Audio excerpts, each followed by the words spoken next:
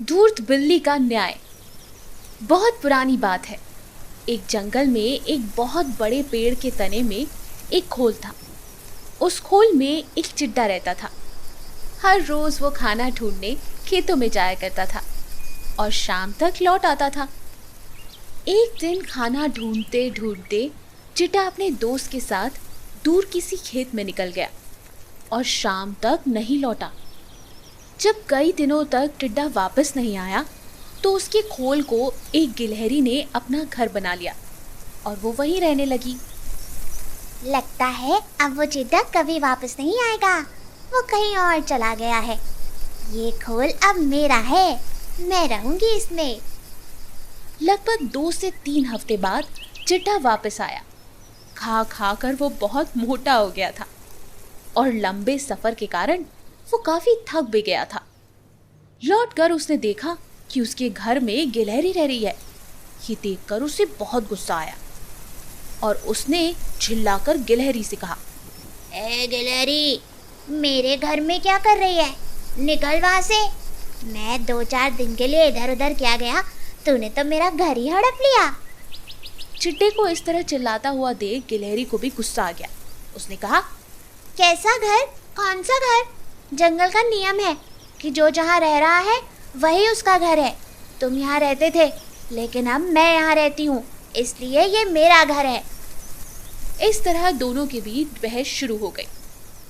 चिट्टा बार बार गिलहरी को घर से निकलने के लिए कह रहा था, लेकिन गिलहरी अपनी जगह से टस से मस भी नहीं हो रही थी। नहीं जाऊंगी, नहीं जाऊंगी, नहीं जाऊंगी। अरे ऐसे कैसे नहीं जाओगी? मेरा घर है, तुम्हारा नहीं, मेरा घर है। तब चिट्टे ने कहा, इस बात का फैसला अब हम किसी तीसरे से करवाएंगे। उन दोनों की इस लड़ाई को दूर से बैठी एक बिल्ली देख रही थी। उसने सोचा कि अगर फैसले के लिए ये दोनों मेरे पास आए तो मुझे इन्हें खाने का एक अच्छा अवसर मिल जाएगा। ये सोचकर वो पेड़ के नीचे ध्यान मुद्रा में बैठ गई और जोर जोर से ज्ञान की बातें करने लगी। उसकी बातें सुनकर चिड्डा और गिलहरी ने सोचा कि ये कोई ज्ञानी लगती है, हम इसी के पास फैसले के लिए जाएंगे। चलो। उन दोनों ने दूर से बिल्ली से कहा, बिल्ली मौसी, तुम समझदार लगती हो, हमारी मदद करो जरा, और जो भी दोषी है उसको तुम खा लेना। उनकी बात सुनकर बिल्ली ने कहा, अब मैंने हिंसा का रास्ता छोड़ दिया है, लेकिन मैं तुम्हारी मदद ज़रूर करूँगी। समस्या ये है कि मैं अब बूढ़ी हो गई हूँ और इतनी दूर से मुझे कुछ सुनाई नहीं दे रहा है। क्या तुम दोनों मेरे पास आ सकते हो? उन दोनों ने बिल्ली की बात पर भरोसा कर लिया और उसके पास चले गए। जैसे ही वो उसके पास गए, बिल्ली ने तुरंत पंजा मारकर एक ही झपट्टे में दोनों को खा लिया। तो दोस्तों, इस कहानी से हमें क्या सीख मिलती है कि हमें झगड़ा नहीं करना चाहिए। अगर झगड़ा हो भी जाए तो किसी तीसरे को बीच में नहीं आने देना चाहिए। ऐसी ही मज़ेदार कहानियों के लिए हमारे चैनल को लाइक और सब्सक्राइब ज़रूर कीजिए। शुक्रिया। लोमड़ी के पकवान। एक हरा भरा जंगल था। जंगल में बहुत सारे जानवर थे। उसी जंगल में एक लोमड़ी थी। एक दिन लोमड़ी जंगल में सारे जानवरों के लिए एक होटल खोलती है। तब लोमड़ी अपने मन में सोचती है, इन सारे जानवरों के साथ साथ इस जंगल के राजा शेर को भी इस होटल में मुझे बुलाना होगा। लोमड़ी जंगल के सारे जानवरों को बुलाती है और साथ ही साथ जंगल के राजा शेर के पास जाती है। महाराज, मैं इस जंगल में एक होटल खोल रही हूँ और आपका आना ज़रूरी है। क्या तुमने इस जंगल में होटल खोला है? हा हा हा हा हा हा। ठीक है, जाओ, मैं समय मिला तो आ ही जाऊंगा। अगले दिन लोमड़ी तरह तरह के भोजन बनाती है। उस जंगल के सारे जानवर लोमड़ी के बनाए हुए भोजन मज़े लेकर खाते हैं। तभी भालू लोमड़ी से कहता है, दोस्त, तुम्हारे हाथ से बना हुआ भोजन बहुत स्वादिष्ट है। मैंने ऐसा भोजन पहले कभी नहीं खाया। अब से मैं रोज़ तुम्हारे होटल पर ही आऊँगा और भोजन करके जाऊँगा। ये कहकर भालू लोमड़ी को थोड़े उपहार देता है। खरगोश भी लोमड़ी के हाथ से बना भोजन खाकर लोमड़ी से कहता है, दोस्त, सच में तुम्हारा भोजन बहुत स्वादिष्ट है। वैसे तुमने ये भोजन बनाना कहाँ से सीखा? ये कहकर खरगोश भी लोमड़ी को कुछ इनाम देकर जाता है, पर लोमड़ी शेर का इंतजार कर रही थी। तभी खरगोश लोमड़ी से कहता है, क्या हुआ दोस्त, किसी का इंतजार कर रहे हो क्या? हाँ दोस्त, मैंने शेर को बुलाया था। राजा शेर अगर आ जाते तो मज़ा ही आ जाता। मैं बस उन्हीं का इंतज़ार कर रही हूँ। अच्छा, मैं एक काम करता हूँ, मैं घर वापस जा रहा हूँ। जाते वक्त शेर से कह दूंगा कि तुम उसका इंतज़ार कर रही हो। ये कहकर खरगोश वहाँ से निकलता है। रास्ते में खरगोश को शेर मिलता है। महाराज, लोमड़ी आपका इंतज़ार कर रही है। उसने बहुत स्वादिष्ट भोजन बनाया है। आपको वहाँ अवश्य जाना चाहिए। ये सुनकर शेर खरगोश से कहता है, ठीक है, तुम यहाँ से जाओ, मैं अभी उसके पास जाता हूँ। शेर उसके पास जो मांस का टुकड़ा था उसे पेट भरकर खा लेता है और थोड़ी देर आराम करता है। फिर वो लोमड़ी के पास जाता है। शेर को अपने होटल पर आया देख लोमड़ी खुश हो जाती है और आदर सम्मान करती है। वो शेर के लिए तरह तरह के भोजन का इंतज़ाम करती है, पर शेर का पेट तो भरा हुआ था, तो वो ज़्यादा कुछ नहीं खाता। तभी वहाँ हाथी जो भोजन रखा हुआ था लोमड़ी से कहता है, लोमड़ी बहन, तुम्हारा भोजन तो बहुत स्वादिष्ट है।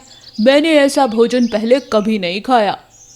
हाथी की बात सुनकर शेर कहता है, मुझे तो यह भोजन बिल्कुल पसंद नहीं आया। इसमें ऐसा क्या खास है जो तुम लोग इतनी तारीफ कर रहे हो? ये कहकर शेर वहां से चला जाता है। लोमड़ी बेचारी बहुत उदास हो जाती है। तब हाथी लोमड़ी से कहता है, दोस्त, तुम उदास मत हो, देखना महाराज एक दिन तुम्हारे होटल पर जरूर आएंगे। हाथी ये कहकर वहां से चला जाता है। एक दिन शेर बहुत भूखा था। वो लोमड़ी के होटल पर आता है।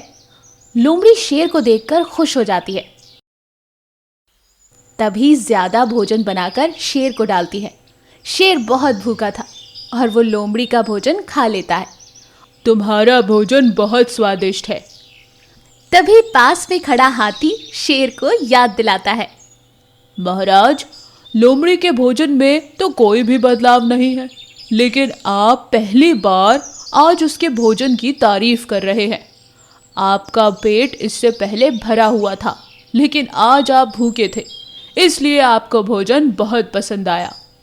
हाथी की ये बात सुनकर शेर लोमड़ी से कहता है, मैंने पहली बार तुम्हारा भोजन खाकर तुम्हारा बहुत अपमान किया था। इस गलती के लिए मुझे माफ़ कर दो। मेरी तरफ से कुछ इनाम। तुम्हारा बहुत बहुत शुक्रिया। शेर लोमड़ी को इनाम देकर वहां से खुशी खुशी चला जाता है। एकता की महत्वता।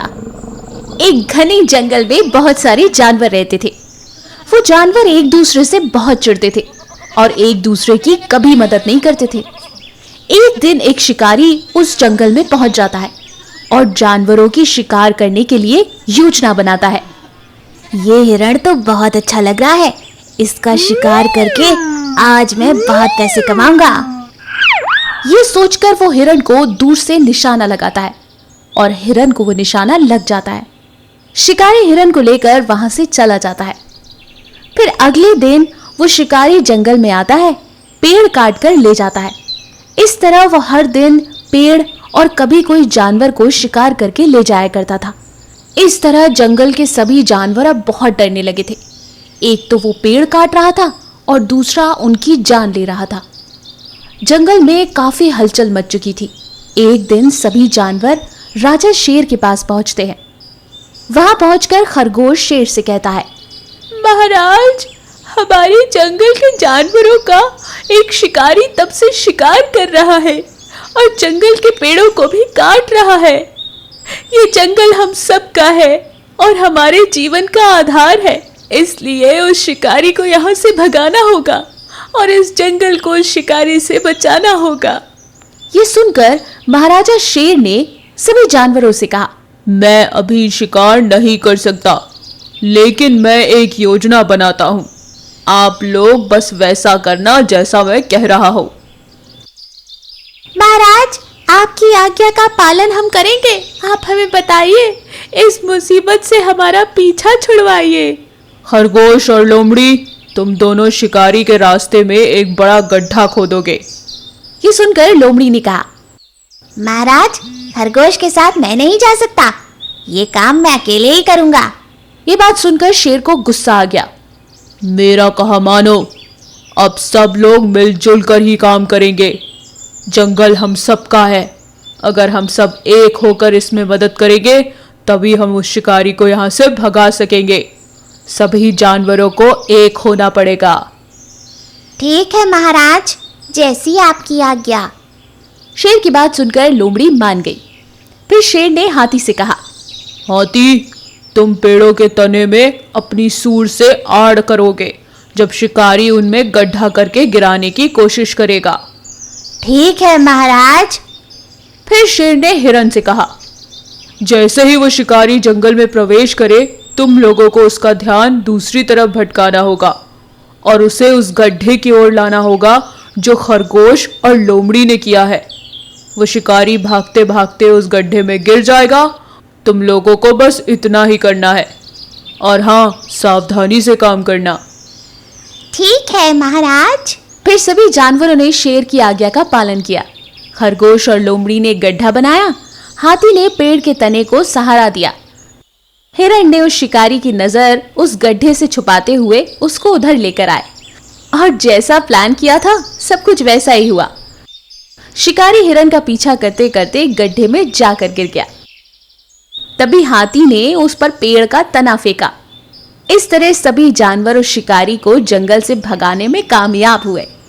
तो देखा, अक्सर जब हम एक होकर कोई काम करते हैं तो हमें सफलता अवश्य मिलती है।